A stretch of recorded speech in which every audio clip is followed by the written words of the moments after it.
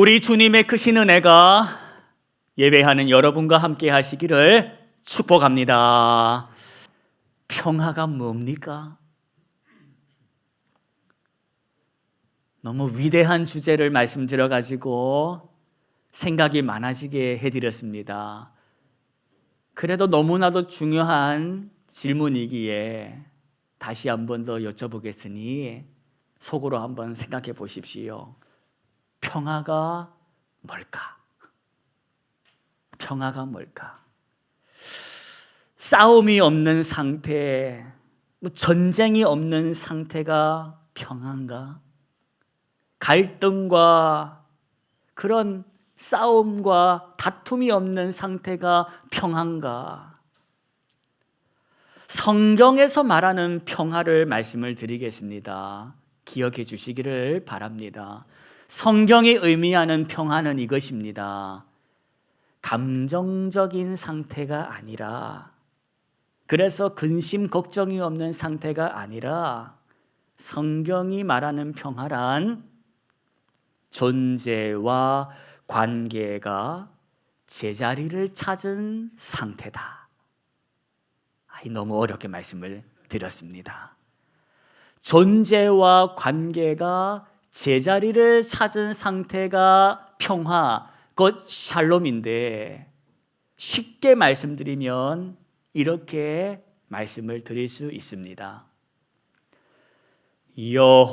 여호와는 나의 목자시니 내게 부족함이 없으리로다. 평화가 뭐냐? 존재와 관계가 제자리를 찾은 상태. 내가 누구냐? 나는 주님 기르시는 양이요, 주는 나의 목자시니 주님 안에 있는 나에게는 부족함이 없다. 여러분, 무시무시한 늑대가 사라진 것을 의미하는 게 아닙니다. 또는 위험천만한 낭떠러지가 없어진 것을 의미하는 게 아닙니다. 늑대는 여전히 저기 있고 위험천만한 낭떠러지는 저기 있습니다. 그러나 상관없어. 왜 상관없냐? 난 혼자가 아니니까. 나의 목자이신 주님이 누구와 함께? 나와 함께 하시니까. 내가 비록 사망의 음침한 골짜기를 지금 지나간다 할지라도 괜찮아. 해를 두려워하지 않아. 주와 함께 있으니까. 주님 나와 함께 하시니까. 이것이 평화라는 것입니다. 성경에서 말하는 샬롬이 이것이다. 이걸 주시기 위해서 누가 오셨다는 겁니까? 예수님 오셨다는 겁니다. 성도들아, 그거 기억해. 너희가 대림절 두 번째 촛불을 쳐다볼 때마다 그걸 너에게 선물해 주시기 위해서 오신 예수님을 기억하고 살아라는 겁니다. 나는 네가 목자 없는 양처럼 사는 꼴 못 봐. 네가 왜 목자 없는 양처럼 살아야 해? 내가 너 목자잖아. 내가 너를 위해서 왔다. 그것이 복음인 것입니다. 말씀이 육신이 되어서 이 땅에 오신 것입니다. 그 사랑을 기억하는 절기, 그래서 감사하는 절기, 그 절기가 무슨 절기다? 대림절기다. 평화의 왕으로 오신 우리 주님의 그 평화가 여러분의 마음 속에, 여러분의 가정 속에, 땀 흘리는 일터 속에 임하시기를 축원합니다. 오늘 마주한 본문 이사야서의 말씀입니다. 사막에 샘이 넘쳐 흐르리라. 이 노래 아십니까? 아시는 분들은 오래되신 분들인데, 사자굴에, 독사굴에 손을 넣어도 괜찮아. 그 노랫말이 의미하는 게 뭐였을까? 사자가 소처럼 풀 뜯어먹는 이 얘기, 도대체 이 얘기에 담아놓으신 하나님의 본뜻이 뭘까? 그 마음의 태도로 오늘 본문을 한번 들여다보자는 것입니다. 우리 함께 한 번 더 6절부터 8절까지 읽으실 터인데 기왕 읽으실 거 상상력을 좀 동원해 보셔가지고 동화책 읽는다, 아이에게 들려준다 하는 심정으로 우리 6절부터 8절까지 함께 읽겠습니다. 그때에 이리가 어린 양과 함께 살며 표범이 어린 염소와 함께 놓으며 송아지와 어린 사자가 살찐 짐승이 함께 있어 어린 아이에게 끌리며 암소와 곰이 함께 먹으며 그것들의 새끼가 함께 엎드리며 사자가 소처럼 풀을 먹을 것이며 젖 먹는 아이가 독사의 구멍에서 장난치며 젖된 어린 아이가 독사의 굴에 손을 넣을 것이라. 이 본문은 뭔 본문이냐? 우리 하나님께서 선지자 이사야를 통하여 장차 메시아가 오시면 바로 이런 세상이 시작될 거야 하고 예언해 주신 말씀인 것입니다. 장차 앞으로 메시아가 오시면 세상이 어떻게 되냐? 달라질 것이라는 겁니다. 뭐 어떻게 달라지냐? 읽으신 것처럼 메시아가 오시면 세상이 6절처럼 7절처럼 8절처럼 달라질 것이다. 그러면 달라진 세상은 어떤 세상이냐? 6절, 7절, 8절의 세상은 어떤 세상이냐? 기억하십시오. 달라지는 이 세상은 소비하지 않아도 되는 세상. 뭐 하지 않아도 되는 세상? 메시아가 오시면 소비하지 않아도 되는 세상이 시작된다고 하시는 것입니다. 그러면 우리 머릿속에서 드는 생각이 뭡니까? 소비라고 하니까 뭐부터 생각합니까? 돈.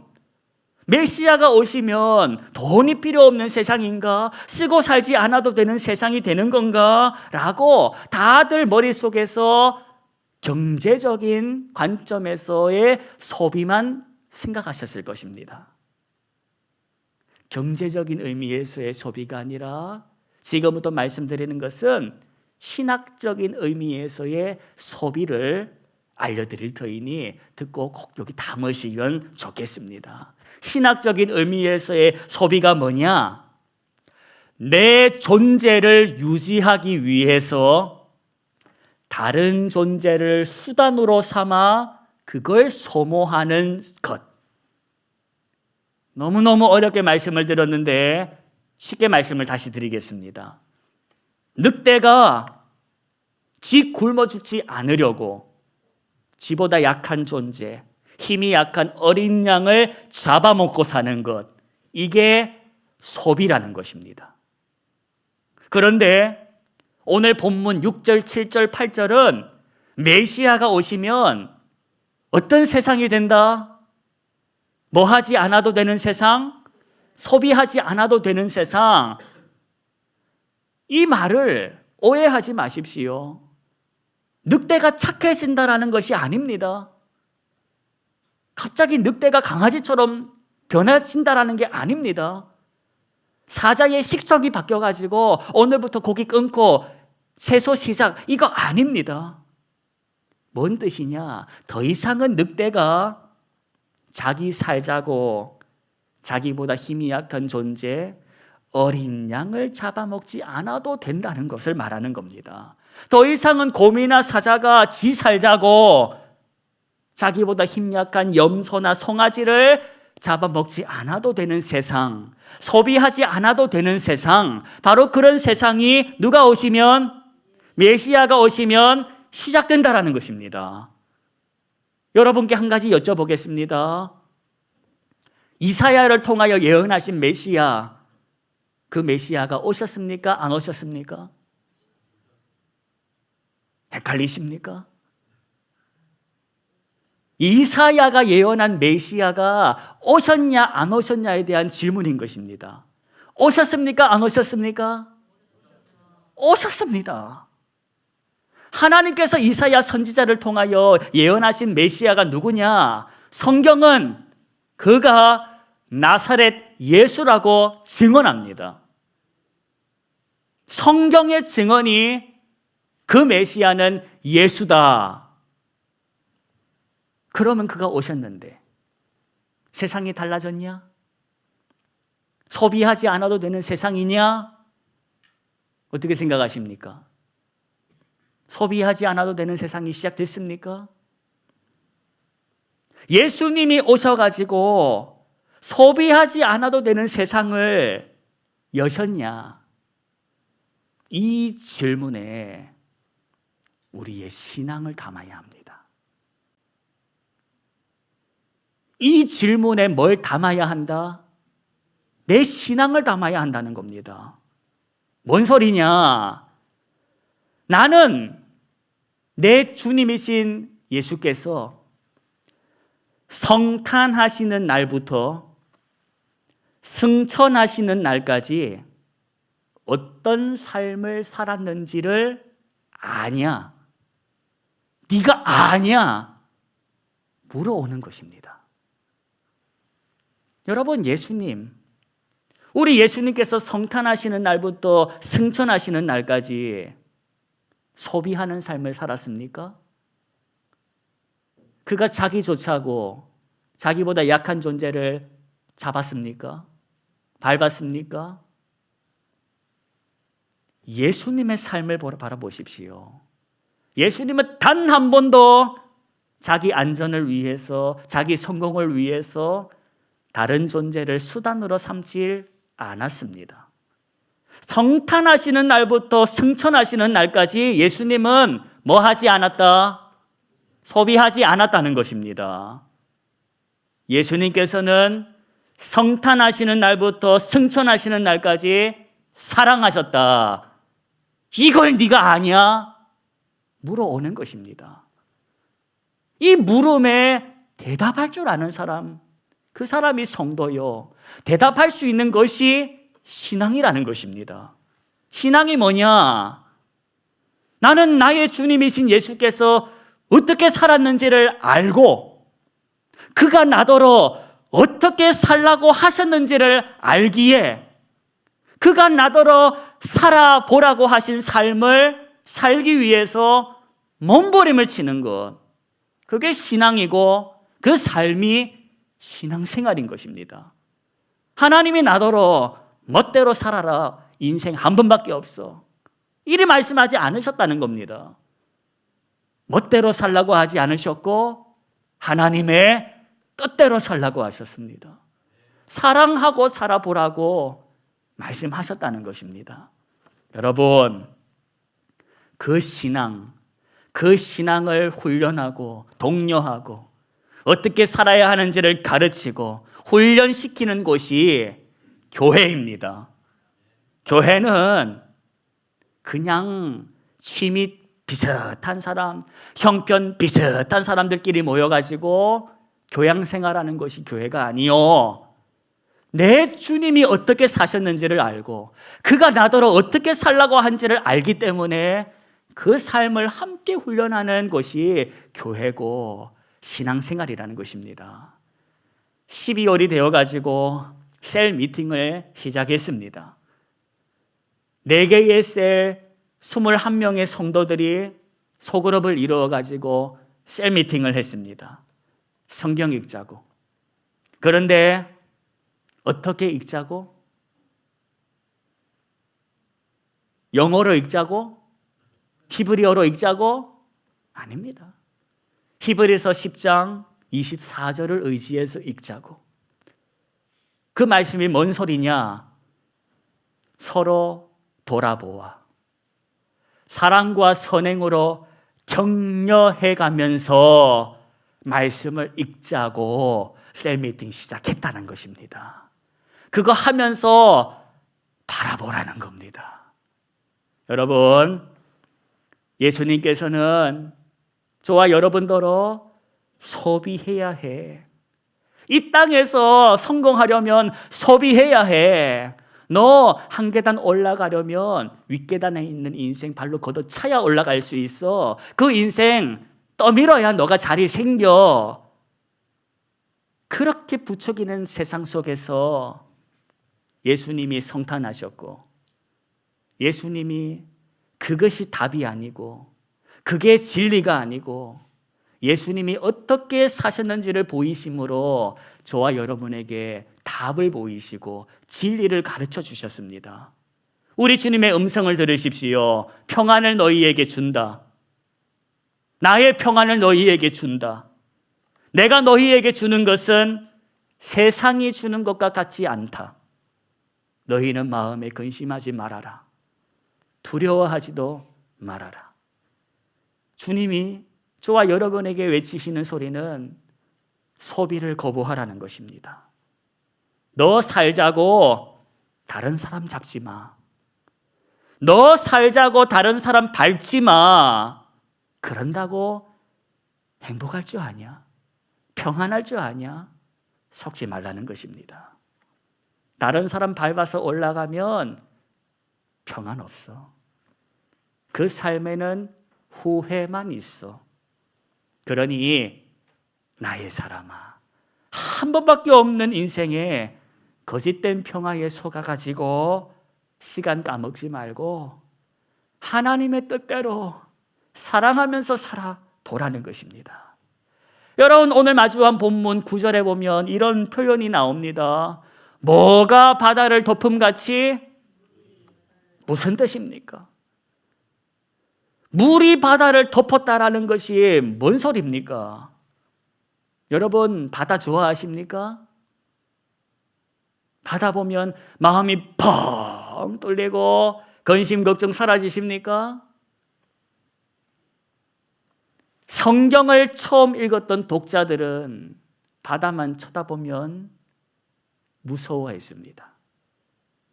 바다만 쳐다보면 공포가 밀려왔습니다. 저 바다를 지나간다는 것은 목숨 걸어야 하는 것이기에 아무리 실력이 좋아도 한번 뒤집어 버리면 살아남을 수 없는 곳임을 알기에 성경을 읽는 독자들에게 있어서 바다는 두려움과 공포의 장소였습니다. 그런데 그 바다를 뭐가 덮어버린다? 물이 덮어버린다는 것입니다. 아, 바다가 물이 덮었지 불이 덮었냐? 여러분, 기억하십시오. 두려움과 공포의 장소인 바다는 물이 덮고 있다. 물이 뭐냐? 물은 하나님의 은혜다. 하나님의 영이 수면 위를 운행하고 있음을 기억하라는 것입니다. 공포와 두려움의 바다를 지나가는 인생들아, 넌 저 바다가 무엇으로 덮여 있는지를 아느냐? 하나님의 영이, 그분의 생명 기운이 저 바다를 덮고 있으니 두려워하지 말라는 겁니다. 한 번밖에 없는 인생, 철수 엄마 따라, 영희 엄마 따라 소비하고 살지 말라는 것입니다. 넌 하나님의 사람이야. 이 세대를 본받고 살아야 할 인생이 아니라 하나님의 기쁨이 무엇인지를 알고 그 삶에 너의 인생을 던지는 너는 하나님의 사람이라는 것입니다. 여러분, 하나님이 살아계신다라는 것이 믿어진다면, 그분이 살아서 이 세상을 운행하고 계심이 믿어진다면, 말씀으로 이 세상을 창조하셨다라는 것이 믿어진다면 말씀 가지고 사십시오. 말씀대로 사십시오. 그게 말씀으로 이 세상을 만드신 하나님의 세상에서 제일 바르게 살 수 있는 비결입니다. 여러분, 바다를 쳐다보실 때마다 생각하십시오. 저 바다는 뭐가 덮었다? 물이 덮었다. 물이 뭐냐? 하나님의 은혜다. 하나님의 인도하심과 지키시는 은혜가 저 바다를 덮고 있음을 기억하십시오. 저 바다보다 깊고 넓은 것이 하나님의 은혜. 그 하나님의 은혜로 나는 절대로 저 바다 가운데에 빠져 죽는 인생이 아니다. 나는 저 바다를 건너갈 때 혼자도 아니다. 사망의 음침한 골짜기를 지나간다 할지라도 해를 두려워하지 않는다. 왜? 난 혼자가 아니니까. 주께서 나와 함께 하시니까. 내 평생의 선하심과 인자하심이 반드시 나를 따르리니 내가 여호와의 집에 영원히 살 것이니까. 일상에 거짓된 평화가 넘치고 있습니다. 벌어라, 모아라, 사라. 속지 마십시오. 속지 마십시오. 그것이 저와 여러분에게 평안을 주지 않습니다. 세상의 방식이 아니라 하나님의 방식을 취하십시오. 말씀대로 사는 삶을 훈련해 보십시다. 해서 죽나 안 죽나 보십시오. 영희 엄마처럼 안 살아도 예수님처럼 말씀 의지하고 살 때 죽나 안 죽나 보십시오. 망하나 안 망하나 보십시오. 요즘 유행하는 드라마, 서울에 자가가 있는 김부장. 여러분 김부장 되고 싶습니까? 은퇴 안 할 것 같습니까? 영원히 현직에서 영화를 누릴 것 같습니까? 그때 울지 마십시오. 그때 있는 그곳에서 다른 사람 내 엉덩이 걷어참으로 떨어지는 슬픔을 겪지 마십시오. 소비를 부추기는 세상에서, 소비가 답이라고 가르치는 세상에서 소비가 답이 아니야. 거부하십시오. 소비가 아니요 사랑이다. 나는 너에게 잘해주는 이유는 내가 너에게 유익을 취하기 위함이 아니요, 너 같은 인생도 사랑하시는 하나님의 사랑을 알기에 내가 너에게 함부로 하지 않고 오래 참아주며 잘하는 것이다. 사랑하십시오. 예수님께서 시작하셨습니다.